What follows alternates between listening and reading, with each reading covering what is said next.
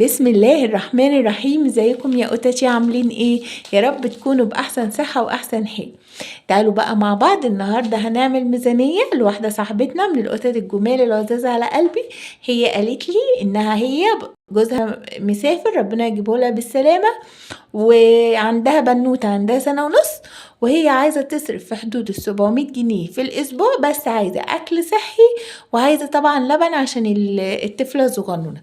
تعالوا مع بعض نشوف هنعمل الميزانية ازاي، ويا رب تفيدكم كمان. لو حد عايز ياكل أكل صحي طول الأسبوع هينفع معاكم جدا جدا الميزانية دي.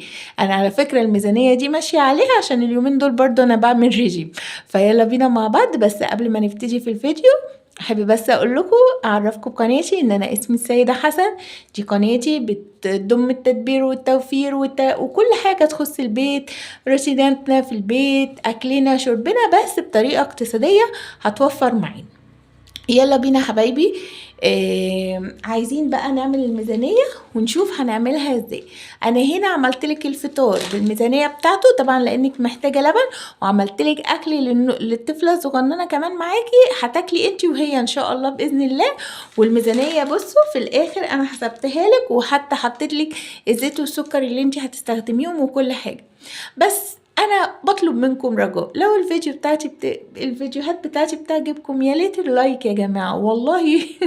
اللايك بتفرق بس في الفيديو، ان هي بترفعه، يعني لما انتي تحطي لايك هي بترفع الفيديو والله. بس يعني انا قناتي لسه صغننه وانا عايزاها تكبر بيكم، فعشان الفيديو يترفع انا عايزه اقول لكم بس حته اللايك دي هي اللي بتخلي الفيديو يتشاف لحد وطبعا انك تشيري الفيديو لكذا صديقة من أصدقائك بقى، لو جدع بقى، لو انتي بتحبيني بجد يلا شيري الفيديو بتاعي عشان خاطر كلنا نستفاد منه إن شاء الله بإذن الله.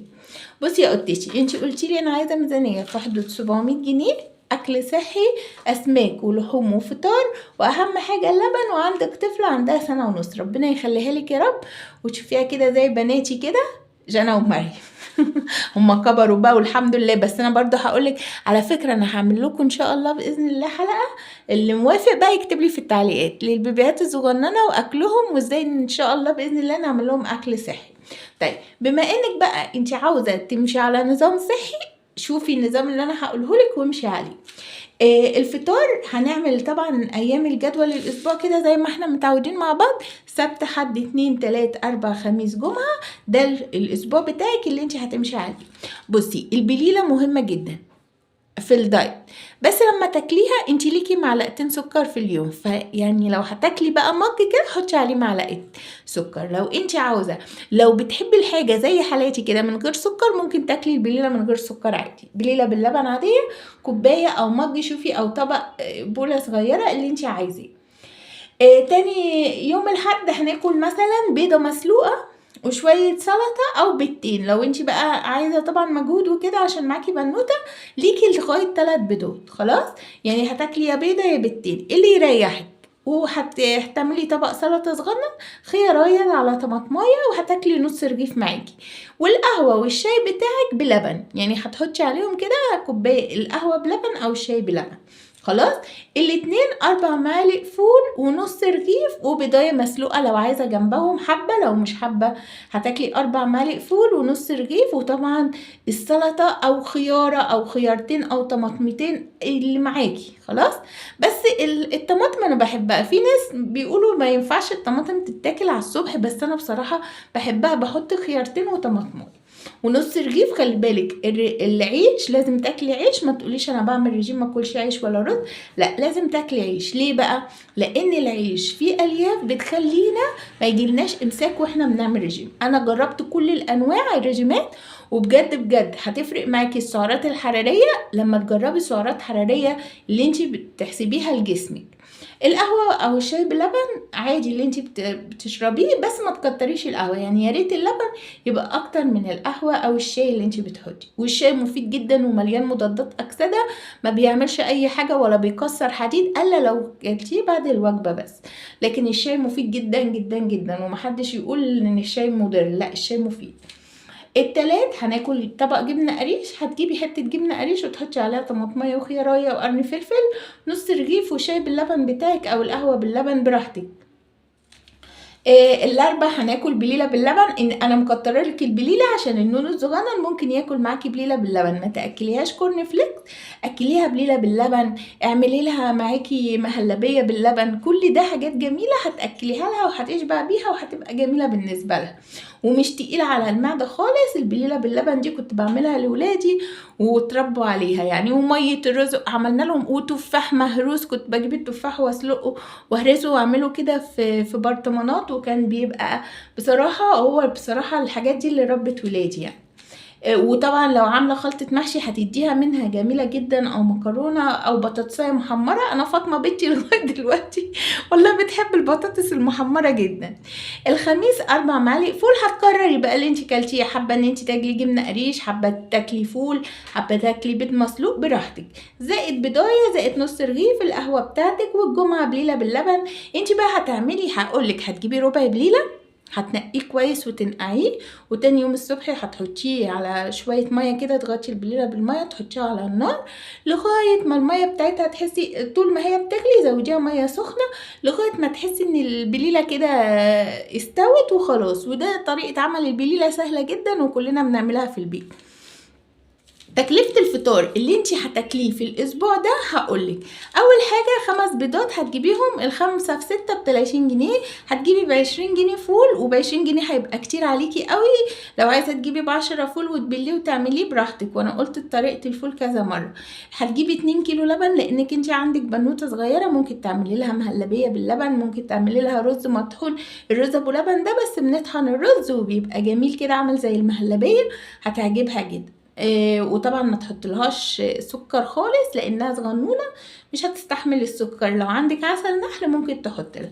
وربع بليله ب10 جنيه، هو بقى اقل من كده بس انا حسبته ب10. طيب وهتجيبي نص جبنه قريش ب40 جنيه او ربع، يعني انت هيكفيكي ربع، متهيالي نص هيبقى كتير عليكي قوي. كده هيبقوا مجموع دول كلهم 160 جنيه. ايه بقى ال40 جنيه اللي انا حطهم دول؟ الزبديه ب6 جنيه. طبعا انت هتجيبي بقى يا قطتي 7 زبادي. هتشوفي بقى الزبادي عندك بكام. انا عندي العلبه ب6 جنيه، فهتجيبي 7 في 6 ب42 جنيه. وكده ميزانيه الفطار هتبقى 200 جنيه ليكي في الاسبوع. تعالي بقى نشوف الغدا. الزبادي ليه؟ عشان العشاء بالليل كلي زبدية قبل ما تنامي. كلنا والله لو كلتي الزبدية دي وما تحطيش عليها حاجة ولا قرفة ولا اي حاجة، كلي زبدية قبل ما تنامي، بطنك هتنزل كلها. اللي عنده بطن كبير هتنزل والله. الزبادي جميلة جدا ومفيدة.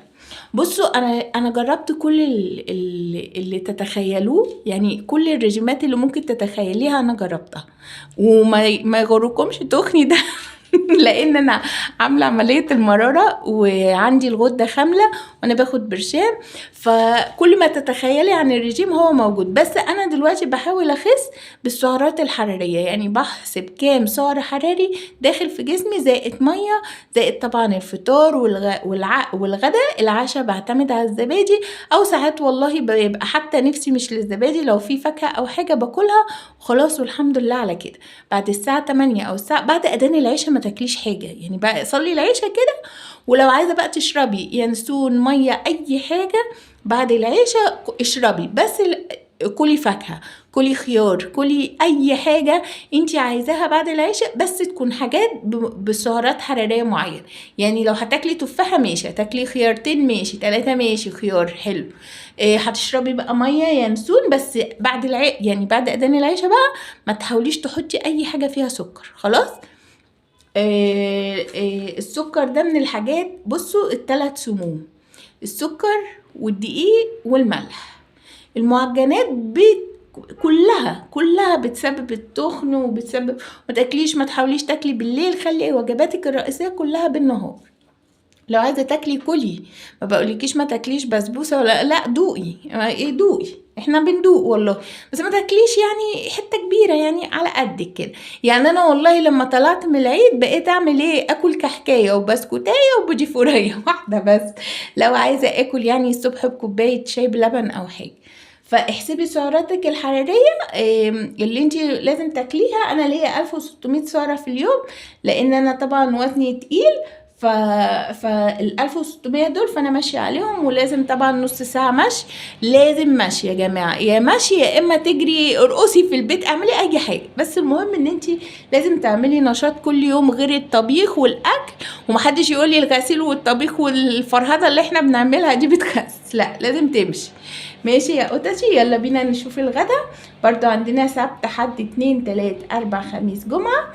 السبت هتجيبي ربع بفتيك مشوي، هتتبليه ببصلايه وطماطمايه وشويه ملح وفلفل ليمونه خل، وهتتبليهم. هتعملي ايه؟ هتقسميهم على مرتين، مثلا هناخد السبت وهناخد التلات. البفتيك المشوي ده هيعمل معاكي كذا حته، هتاخدي حتتين مع طبق سلطه.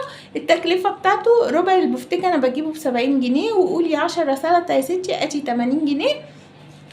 تاني يوم هتجيبي كيلو سمك مشوي، برضو نفس الحكايه، هتحطيه في الفريزر، يعني هتاخدي اللي انت هتاكليه النهارده والباقي حطيه في الفريزر، ولما تطلعيه من الفريزر اغلي ميه وحطيه عليه، وهيرجع زي ما هو، هيرجع زي ما انت جايباه مشوي.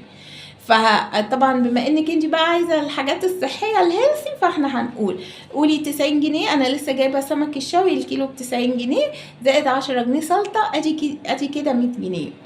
يوم الاثنين هتعملي شوربه خضار، بطاطسايه على جزرايه، ودي مفيده جدا لبنتك لو هتاكليها بنوتك، هتاكلي شوربه خضار هتبقى جميله معاكي قوي. هتجيبي ربع بانيه برضو وتتبليه برضو، ربع البانيه ب60، وقولي 20 جنيه لشوربة الخضار، ادي كده 80 جنيه. طيب التلات هناخد نص البفتيك اللي احنا عملناه وتبلناه في التلاجة، هنطلعه هنسيبه يفك شوية من الفريزر، وهتشويه وهتعملي سلطة جنبه، وممكن تاكلي رغيف معاهم، او لو هتعملي رز او مكرونة هتاخدي 6 معالق او 7 معالق رز او مكرونة. الاربع برضو نص السمك اللي احنا شويناه بقى، احنا جبنا كيلو هنقسمه على مرتين، هتطلعيه وتحطي عليه ميه سخنه، هيرجع زي كانك لسه شوياه. هتعملي طبق سلطه رغيف معاكي وهيبقى زي الفل، وممكن تاكلي بنوتك من السمك المشوي، حببيها في السمك وهي صغننه. برضو الخميس بقيه البانيه بقى اللي احنا تبلناه مع شوربه الخضار، ممكن تاكلي برضو هنا 6 معالق مكرونه او 6 معالق رز، اللي انت عاوزاه جنب البانيه هيبقى جميل جدا. بصي بقى الجمعه غليه فري معاكي المحشي، انا عامله طريقه محشي صحيه. المحشي النايف ناي صحي جدا، بس كتري الخضره، ما تقللي الرز. هتجيبي مثلا تمن ورق عنب هيكفيكي جدا، انا جايبه الربع ب20، ممكن انتي تجيبي تمن ب10 جنيه، هتجيبي ب50 جنيه لحمه. وفي هنا برضو في القناة طرق للكفتة، هتلاقي الكفتة المشوية وهتلاقي الكفتة اللي هي بتاعت الطاسة، في طرق جديدة عندك كتيرة. وعلى فكرة انا كل الاكل اللي بعمله في القناة صحي، لان انا ما بقدرش اكل حاجات ولا مقلية كتير، ولا بقدر اكل زيوت او سمنة كتير، لان انا يعني المرارة من ساعة ما شلتها وانا بخاف من الحاجات دي بصراحة، لان مش يعني المحشي بعمله صحي بالخضرة وكده، ما بسبكلهوش خالص. هو البصل بتقطعيه وبتقطعي الخضرة والطماطم وتغسلي الرز، تحطي عليه شوية ملح وفلفل ونعناع وخلاص، وبلف بسلق ورق العنب او الحاجة اللي انا هعملها بحشيه. ودي طريقة كويسة جدا جدا وسهلة جدا جدا، وهتنفع معاكي في الدايت. طبعا تمن ورق عنب هيكفيكي جدا انتي وبنوتك. وهتجيبي برضو كفتة مشوية هتشويها في البيت، انا عاملة الطريقة على القناة، وهتحطيها في الفرن وهتبقى مشوية وجميلة جدا. برضو عملتلك الطريقة قبل كده. يبقى هتتكلفي بس 90 جنيه في اليوم ده، يعني كل اجمالي المجموع بتاعنا طول الاسبوع 350 جنيه، ده تكلفتك في الاسبوع كغدا. طيب وزائد 200 احنا قلنا ادي 550. طيب من 700 هنقص 550 هيتبقى 150. طب هجيب ايه بقى بال150 جنيه ده؟ هتجيبي ازازة زيت ب50، وكيس سكر ب30، وكيلو رز ب30، عشان يبقى عندك خزينك بتاع الاسبوع ده يبقى المجموع 120 جنيه. يبقى كده انت قضيتي بال700 جنيه اسبوع، منه اكل للبيبي ومنه اكل ليكي. وان شاء الله باذن الله يكون الفيديو عجبكم، وان شاء الله باذن الله تكون كل الفيديوهات كده بتعجبكم دايما. ما تنسوش الشير واللايك لو استفدتي من الفيديو. بحبكم واشوفكم فيديو جديد، ومع السلامة، باي باي.